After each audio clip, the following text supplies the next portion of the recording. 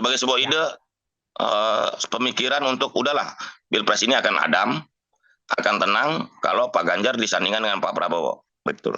Itu sebagai ide korek lah, political korek gitu loh, sebagai ide ya untuk menyatukan bangsa ini supaya pemilu ini jadi damai, jadi adem. Itu betul. Tetapi manakala berhadapan dengan real politik, saya kok agak meragukan. Periode dan hari ini Ibu mengumumkan memberikan amanat kepada saya yang jauh lebih berat. Mudah-mudahan saya mampu. Insya Allah saya akan berjuang dengan baik soal itu sebagai calon presiden Republik Indonesia. Tentu saja proses kaderisasi dan diklat yang saya terima bukan lahir begitu saja. Saya lahir dari partai ini, digembleng oleh partai ini, dan besar di partai ini. Tentu terobosan-terobosan yang diberikan oleh Pak Jokowi, fundamen yang sudah dibangun, mesti kita lanjutkan. Hanya kita yang terus berkomitmen untuk melanjutkan itu, di mana beliau mendobrak kemapanan-kemapanan, kenyamanan-kenyamanan, sehingga Indonesia harus bergerak maju untuk itu. Ibu Mega, terima kasih. Dengan mengucap Bismillahirrahmanirrahim, insya Allah kami akan melaksanakan tugas ini dengan sebaik-baiknya.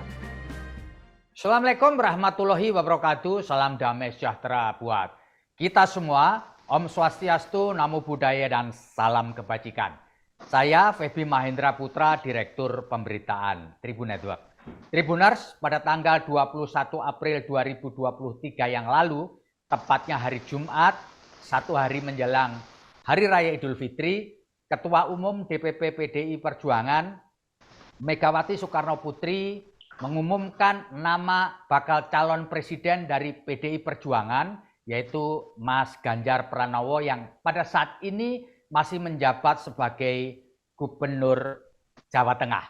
Dan untuk ngobrolin soal itu dan apa dan bagaimana ke depan yang akan dilakukan oleh PDI Perjuangan Mas Ganjar Pranowo, telah hadir bersama dengan saya Ketua Umum Relawan Pro Jokowi atau Projo, Mas Budi Ari Setiadi.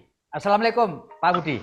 Assalamualaikum warahmatullahi wabarakatuh. Salam sejahtera untuk kita semua. Om Swastiastu, Namo Buddhaya, dan salam kebajikan. Salam sehat untuk kita semua. Terima kasih Mas.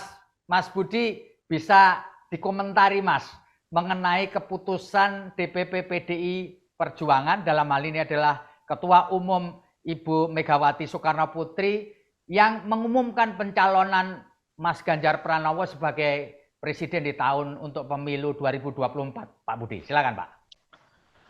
Jadi begini Mas, pencapresan itu kan sesuai konstitusi adalah haknya partai politik atau gabungan partai politik. Ya. Dan kita mengapresiasi, menghormati apapun keputusan dari PDI Perjuangan sebagai partai politik pemenang pemilu. Ya. Sehingga bagi kami ya normal saja, ya sudah seharusnya bahwa PDI Perjuangan mencalonkan calon presidennya, begitu loh. Dan kita juga punya kalkulasi sejak awal bahwa memang PDI Perjuangan pasti akan mencalonkan Mas Ganjar Pranowo, begitu loh.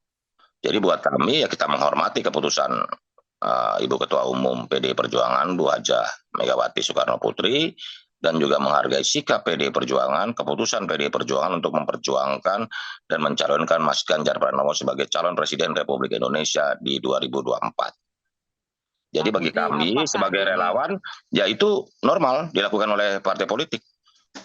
Kita hormati keputusan yang dilakukan oleh partai politik karena kita tidak ingin mencampuri lebih lanjut apa yang menjadi sikap dan perintah yang dilakukan oleh Ibu Ketua Umum terhadap seluruh kader PDI Perjuangan, gitu loh. Ya. Pak Budi bisa komentar nggak kehadiran dari Pak Jokowi ketika pengumumannya itu apa maknanya, Pak? Ya begini loh, Pak Joko Widodo ini kan selain sebagai Presiden Republik Indonesia, beliau kan juga kader PDI Perjuangan. Sehingga sebagai kader PDI Perjuangan, Pak Jokowi menghormati forum tersebut. Sehingga Pak Jokowi di satu sisi juga menghormati apa yang menjadi sikap partai politik atau PDI Perjuangan itu, begitu loh.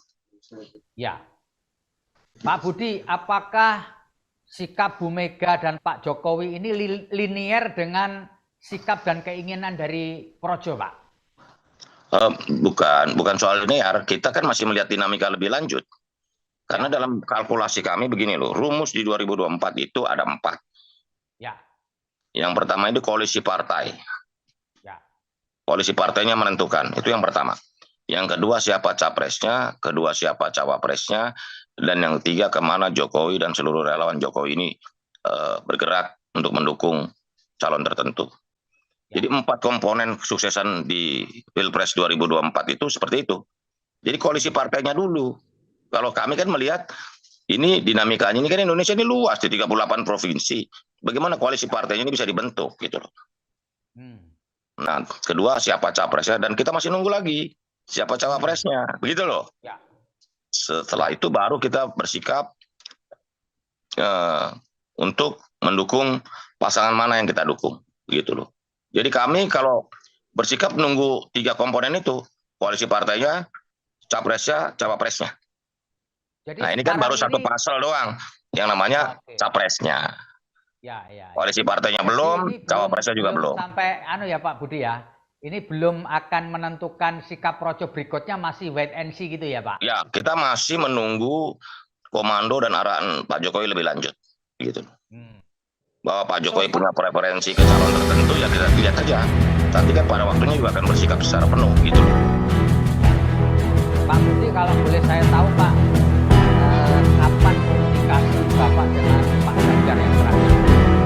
Saya tuh Lebaran kemarin saya berkomunikasi via WhatsApp dengan Pak Ganjar. Karena saya ini bukan apa-apa ya, saya ini punya hubungan dan komunikasi yang baik dengan hampir semua ketua umum partai politik dan juga dengan calon-calon yang akan bertarung. Karena kan kami menyelenggarakan musyawarah rakyat Indonesia sudah hampir 9 bulan, di mana situ terekam dengan baik apa yang menjadi kehendak warga, masyarakat, dan rakyat di seluruh Indonesia dari di seluruh provinsi, dari Sabang sampai Merauke, dari Miangas sampai Pulau Rote. Sehingga kami memiliki hubungan, memiliki komunikasi, dan kita berlaku sejujur-jujurnya untuk merekam apa yang menjadi aspirasi rakyat tersebut. Dan itu terekam di musyawarah rakyat Indonesia.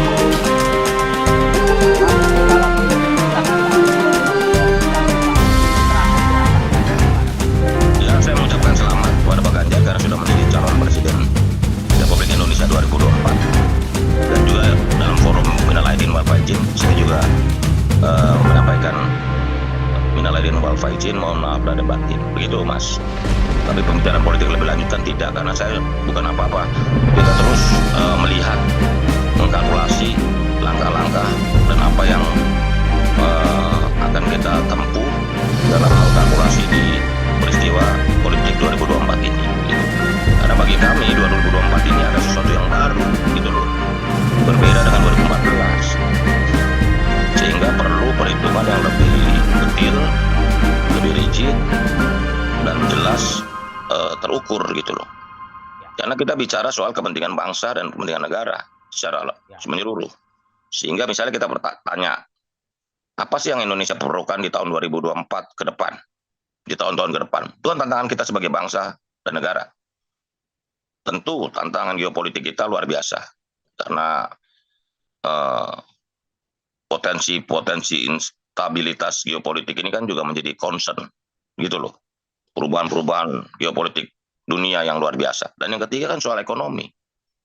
Tantangan ekonomi kita gimana menyelesaikannya, bagaimana meningkatkan kesejahteraan rakyat, bagaimana bangsa ini, negara ini bisa survive menjadi negara yang maju dengan rakyat yang sejahtera. Begitu loh.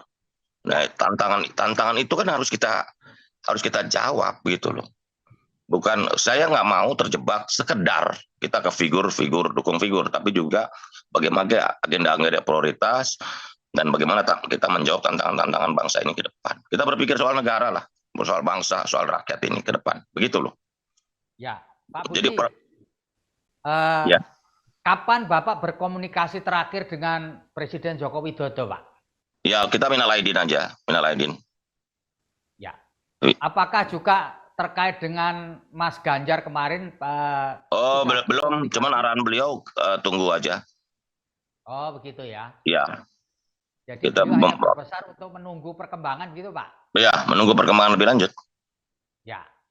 Karena kan saya selalu yakin, karena saya selakin dengan rumus saya tadi, 4 itu, koalisi partainya kan yang menentukan juga. Kalau kita berasumsi berandai-andai ya kalau cuma didukung satu partai, dua partai gimana? Kita kan membangun Indonesia. Isu persatuan nasional juga penting gitu loh. Tadi kan saya udah bilang 3 itu, persatuan nasional, bagaimana menjawab tantangan geopolitik global, dan juga bagaimana mengatasi problematika disrupsi atau kemungkinan disrupsi ekonomi yang akan melanda Indonesia. Itu kan harus dijawab gitu loh oleh pemimpin masa depan kita.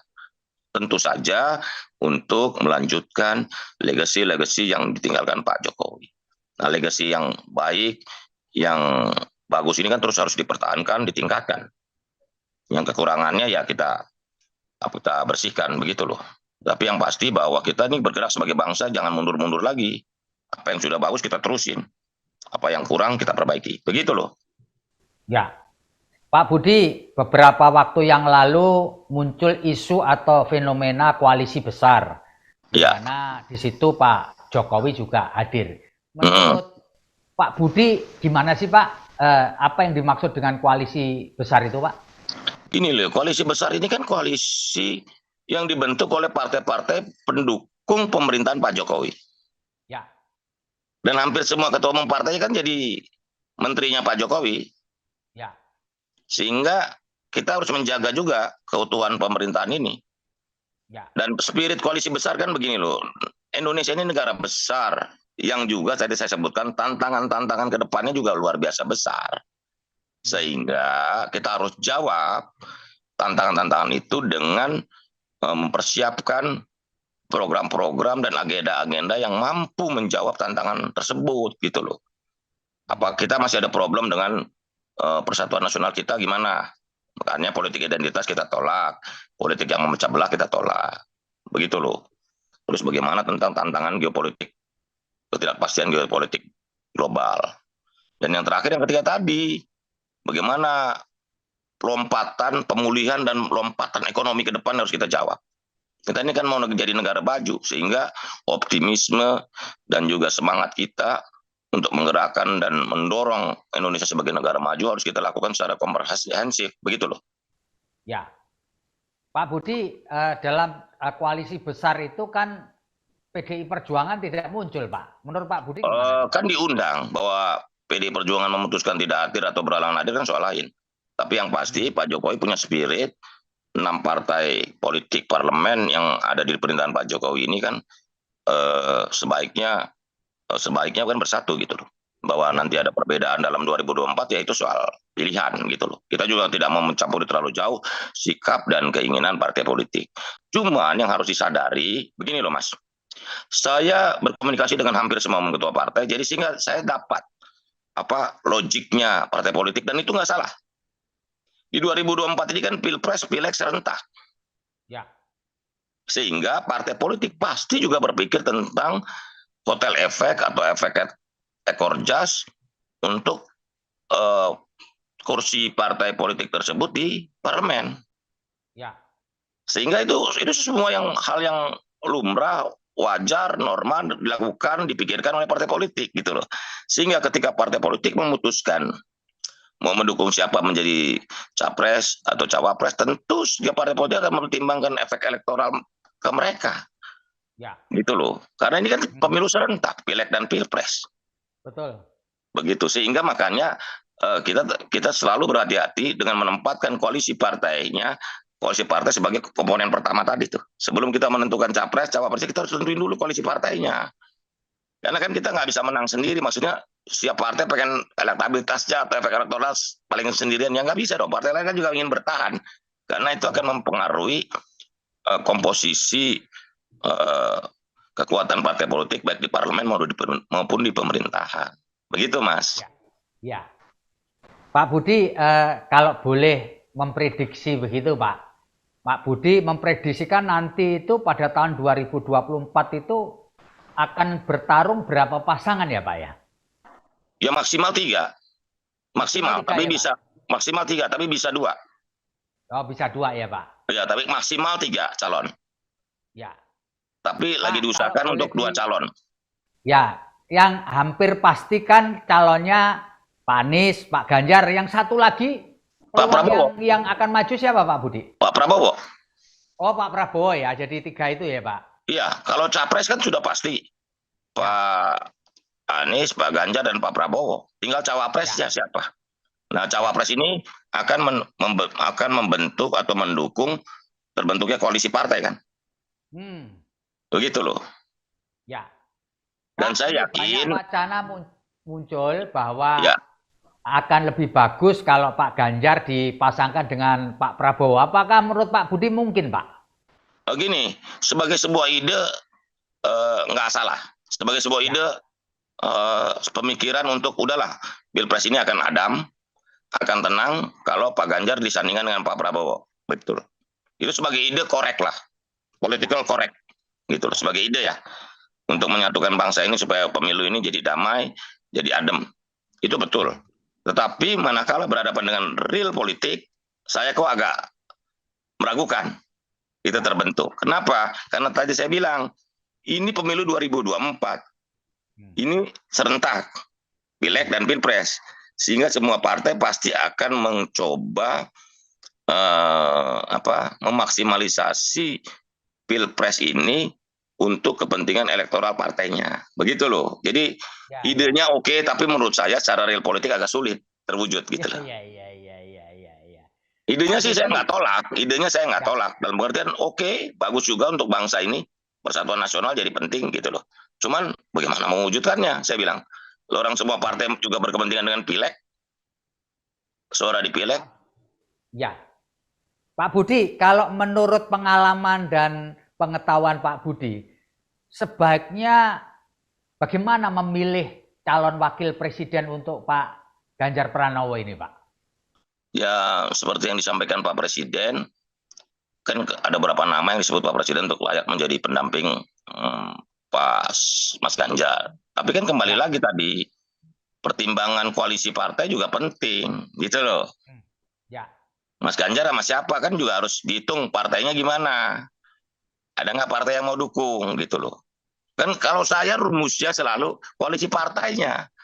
Jadi manakala mencari pendamping Pak Jokowi, Mas Ganjar mencari cawapresnya Mas Ganjar, lihat partai mana yang mau dukung. Selain faktor elektoral tentu saja ya, dan kemungkinan menang ya. Cuman kan partainya, ada partai yang dukung nggak? Karena ini kan tetap amanat undang-undang kita kan soal pencapresan ini tetap ranahnya partai politik dan gabungan partai politik. Betul bahwa pilpresnya nanti ketika pilpres ya urusannya urusan rakyat gitu loh. Siapa yang rakyat serak akan didukung, dipilih. Begitu. Ya. Pak Budi, dari pengalaman di masa lalu ya Pak, pemilu 2014, pemilu 2019, apa crucial point yang harus diperhatikan supaya memenangi Pilpres tahun 2024, Pak? Tadi kan saya sudah sebut 4 komponen utama, 4 komponen penting untuk menjadi bahan kalkulasi untuk memenangkan Pilpres 2024. Tadi kan saya sebut nih, saya ulang nih. Tadi yang pertama koalisi partainya, capresnya, cawapresnya, dan kemana Jokowi dan seluruh relawan militannya bergerak, begitu loh. Kita menyadari itu bahwa semua berusaha menuju ke arah sana, begitu loh. Tapi bagi kami kita nunggu perintah lebih lanjut dan komando dari Pak Jokowi, ya begitu loh. Kita masih mengkalkulasi, menghitung secara detail, secara rinci, secara komprehensif, bahkan per wilayah, per provinsi, per kabupaten kota. Bagaimana dinamika ini di 2024 kita bisa mencapai kemenangan gitu loh. Kita optimis, yang pasti begini loh. Rakyat Indonesia ini kan paling tidak mendapat pencerahan dengan mekanisme musyawarah rakyat yang kita lakukan. Bahwa kita ingin mendengar, menyerap apa yang menjadi keinginan dan harapan rakyat di seluruh Indonesia. Begitu, Mas. Pak Budi, bisa dijelaskan nggak sebenarnya seberapa besar pengaruh dari Pak Jokowi atau endorsement dari Pak Jokowi terhadap para calon, semisal Pak Ganjar misalkan? Berapa besar, Pak Budi? Ya, sangat besar dong. Ya.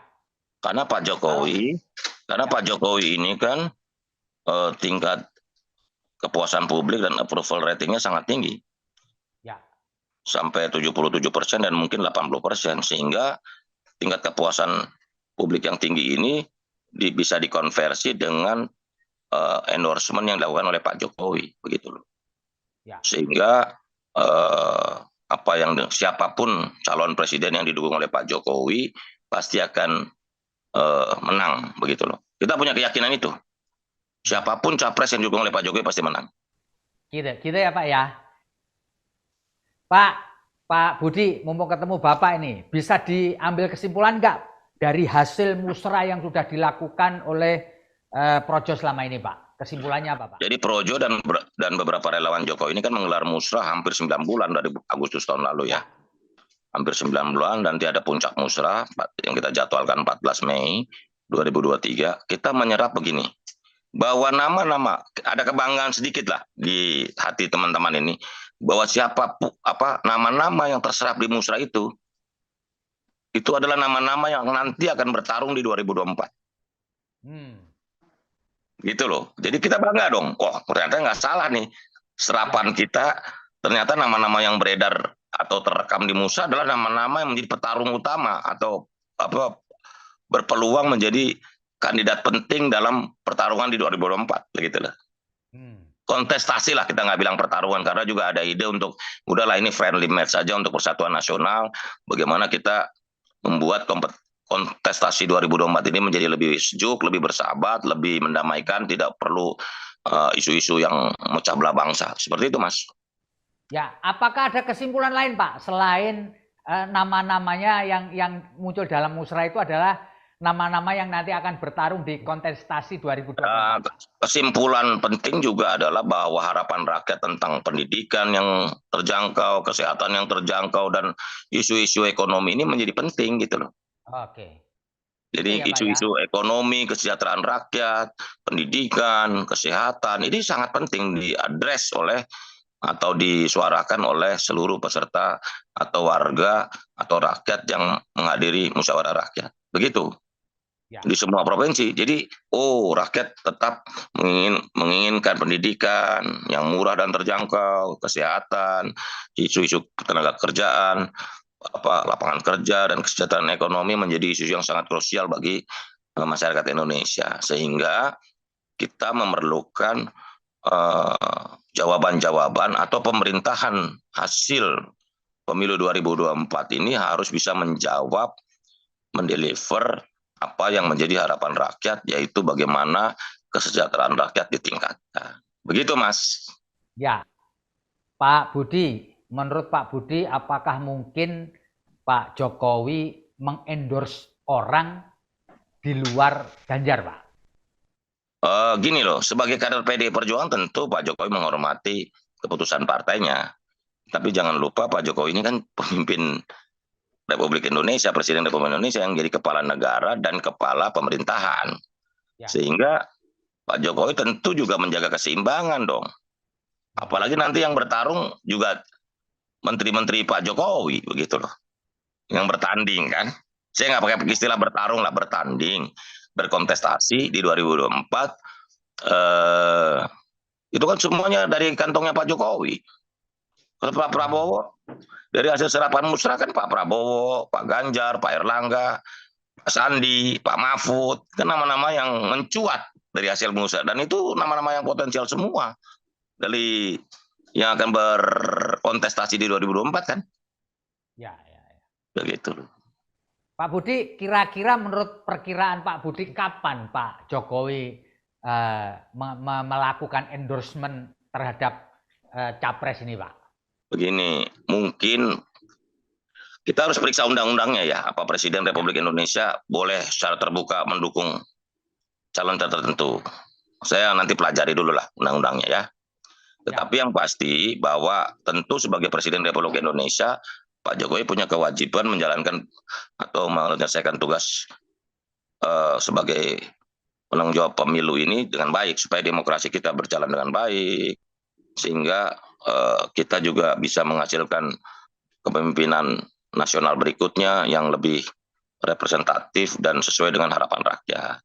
Sebagai Presiden Republik Indonesia tuh saya berpikir Bapak Jokowi pasti akan netral, tidak mungkin berpihak atau mendukung salah satu calon tertentu. Apalagi seandainya yang berkontestasi capres dan cawapres ini semuanya adalah dari kantong pemerintahan Pak Jokowi Maruf Amin sekarang ini gitu.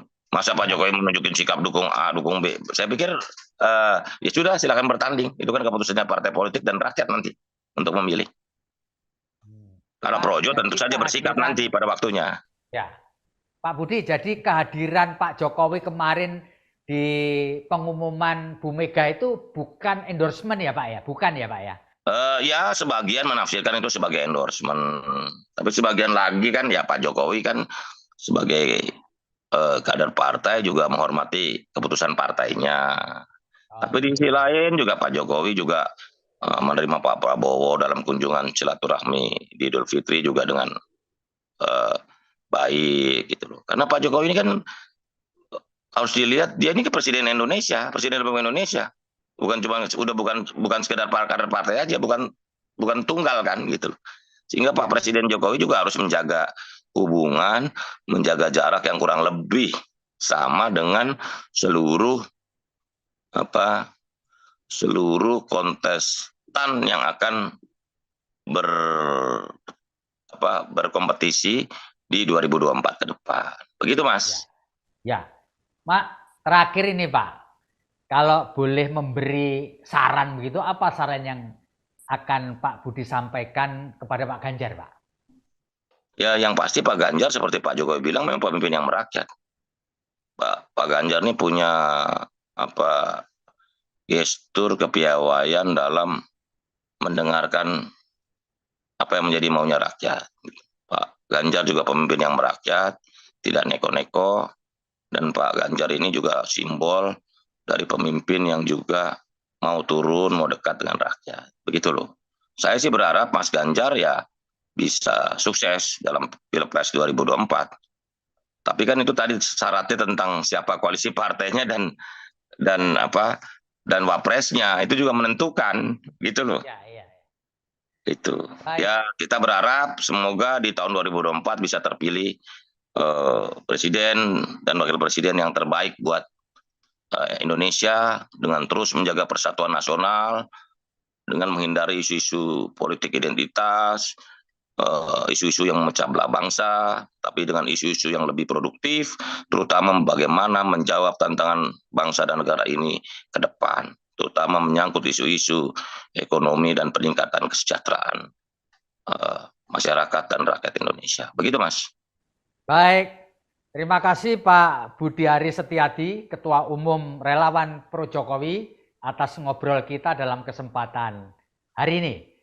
Tribuners, saya Feby Mahendra Putra, pamit undur diri. Assalamualaikum warahmatullahi wabarakatuh. Salam damai sejahtera buat kita semua. Om Santi Santi Om, Namo Buddhaya, salam kebajikan, rahayu, dan jangan lupa tetap menjaga kesehatan.